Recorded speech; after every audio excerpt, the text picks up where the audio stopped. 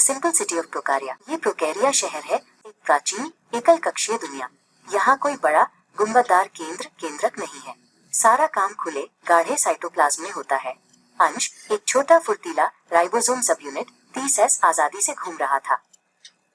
शहर की रक्षक थी सीमा, एक लचीली लेकिन चयनात्मक सिलेक्टिवली परमेबल प्लाज्मा झिल्ली।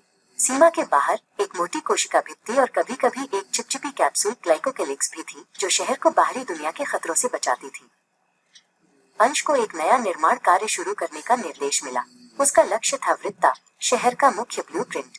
वृत्ता एक अकेला विशाल गोलाकार धागा था जो साइटोप्लाज्म में खुले तौर पर तैर रहा था, माइनस इसे न्यूक्लियोइड कहते थे। वृत्ता ने अंश को आवश्यक प्रोटीन बनाने का निर्देश दिया।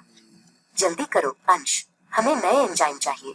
वृत्ता ने अपने एक खंड से तुरंत mRNA ऑफ mRNA की एक अस्थायी प्रतिलिपि बनाना शुरू कर दिया, क्योंकि यहाँ कोई न्यूक्लियर पोर्ट नहीं था। अंश ने उस संदेश mRNA को पकड़ा और तुरंत अपने बड़े भाई 50S सब यूनिट को बुलाने के लिए आगे बढ़ा। 30S और 50S के जुड़ते ही 70S राइबोसोम बन गया, जो प्रोटीन संश्लेषण का मुख्य केंद्र था। इसे ही युग्मित अनुलेखन अनुवादन कपल्ड ट्रांसक्रिप्शन ट्रांसलेशन कहते थे। जैसे ही 70S राइबोसोम बन गया, निर्माण शुरू हो गया। tRNA की स्थानांतरण इकाइयां tRNA ट्रांसफर यूनिट्स कोड के त्रिकोण कोडोन से अमीनो एसिड्स के सही ब्लॉकों का मिलान कर रही थी।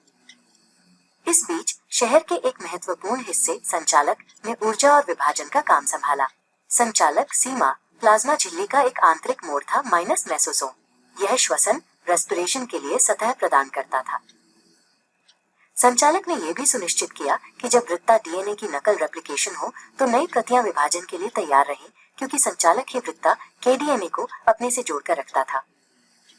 निर्माण पूरा हो गया।